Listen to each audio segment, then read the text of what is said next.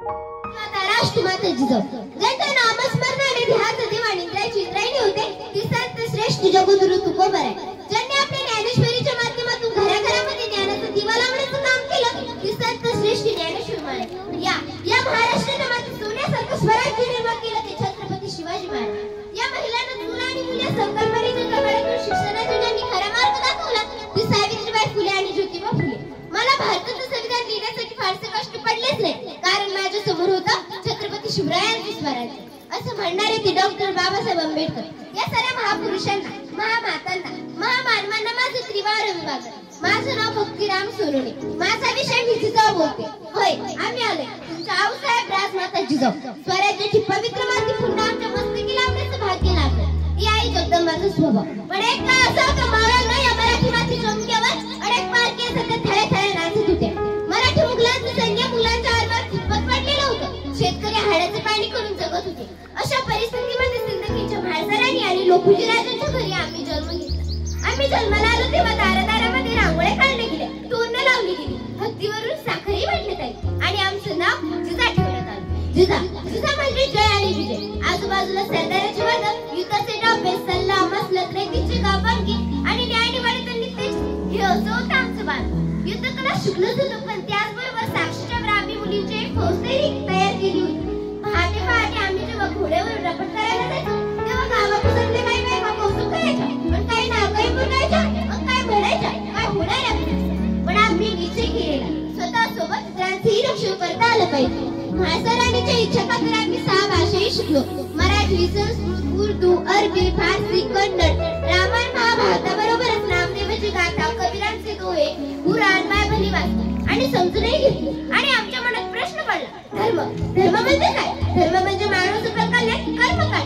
आम्ही तलवार चालवतो कुणासाठी? बारकेलचे सगळे आम्ही का करायचे? म्हणजे सुजरे आपण, मरणार आपण आणि मारणारही आपण आणि नेऊन देतो तो शाबाशा आणि कसला आले पार त्याचं मुर्दा जगणं ही सगळे विचार आमच्या मनात वाद निर्माण करत होते.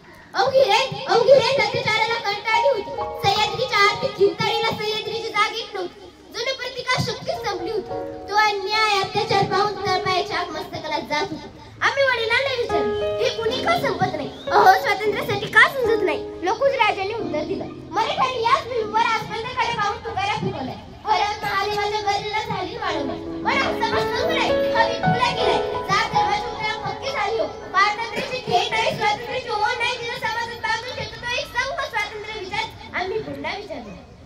आम्ही एका विचारासाठी काय करावं? शब्दांची जुळू करत वडिलांनी पुन्हा उत्तर दिलं बेटा जिथे तिथे छोड रक्ताला ही पाठ फुटतात मातीतून मगलेला सहस्र कोमालाही सगळ्याचं दान मिळतं ते स्वातंत्र्याच्या सूर्यामुळे. पण हा सूर्य सहजासहजी वर येत नाही. त्यासाठी स्वातंत्र्याचा श्वास होणावा लागतो.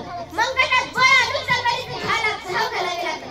हातात पेटत्या मशाली घ्यावे लागतात. एक शब्द आम्ही मनात सांगतो. मनात विचार आला हे मुधाई किती सोसलास? एवढ्यांनी कापून फेकून दिलेल्या माझ्या लेकरांची प्रेतही तू वाहून नेलीस. अबलून उठून नेलेल्या लेकी काठांची पेटती आम्ही विजवत राहावी मशाल बनवलं सांगता. पण आता विजात विजवत बसायचं नाही. आता फक्त भेटायचं. कसं भेटायचं हे मी तुला सांगते. शहाजी राजांना आमचा हा विश्वास ठाऊक होता. शहाजी राजे आणि आमचं लग्न झालं. आमच्या मनात स्वातंत्र्याची पहाट होऊ लागली. आम्हाला विनिष्ठ डोहाही लागले होते. आम्हाला मेवा मिठाई सुगंधी सरबतही नको होती. आमचे डोळेच वेगळे होते. आम्हाला हत्तीवर बसावेसे वाटत होते. डोंगर चढून किल्ले पहावेसे वाटत होते. धनुष्यबाण भाला तलवार चिलखत चढून लढाई कराव्याशी वाटत होते. आम्हाला एकच आणि शेवटचे शिवाजी राजे विजापूरच्या दरबारात सरदार येणे किती असायचे. बऱ्याच करमणुकीसाठी दरबारात नाच गाण्याचे कार्यक्रम होत असायचे. अशाच एका कार्यक्रमाप्रसंगी संभाजीराजांनी शिवाजी राजांना विचारलं बाईचं नाच बघायला चालता? पण शिवाय ठरले मात्र भक्त. ते आमच्या जवळ येऊन आम्हाला विचारू लागले आऊसाहेब आपल्या इथे नाचणारी बाई आलेली आहे. आम्ही नाच बघायला जाऊ का? हे ऐकून शिवाचं लक्ष विचलित होण्याचा आम्हाला जाणवलं. आम्हाला चीड आली. आमचा संताप झाला. आम्ही त्याच्या जवळ गेलो अनेक लगाव दिली आणि बोललो बेटा बाई नाचवायची नसते जगवायची असते ती वाचवायची असते. शुभ लहानपणापासून युद्धकलेत पारंगत होते. आम्ही त्यांना लहानपणापासूनच शिकवलं कोणत्याही जाती धर्माचा द्वेष करायचा नाही आणि कोणत्याही जाती धर्माच्या आहारी सुद्धा जायचं नाही. माता भगिनींचा आदर करायचा. स्त्रियांना सन्मान द्यायचा. पुरुषांना पुरुषाप्रमाणेच वागवायचं. त्यांचे हेसाठी होऊ द्यायचे नाही. स्वराज्य म्हणजे स्वतःचं राज्य. इथे व्यक्तीला व्यक्ती स्वातंत्र्य आहे. इथे कुणी उच्चही नाही आणि कुणी नीचही नाही. इथे अत्याचार चालणार नाही. संभाजीराजे कंगरीच्या युद्धकलेमध्ये अफजल सपाटीने मारले गेले. अगदी शिवरायांनी वाघ त्यांच्या पोटात घालून त्यांचा कोतळा बाहेर काढला. मोठे धामधूम शिवरायांचा राज्याभिषेक करण्यात आला आणि अशा प्रकारे आम्हा समाजवादी सत्ता प्रस्थापित करण्यात यश मिळाले. यापुढे मात्र आमचे कार्य काही संपत आल्याची जाणीव होऊ लागली. आमचं शरीर हळूहळू शिळं होत होतं. आम्ही हळूहळू शिळं होत होतो. जय जिजाऊ.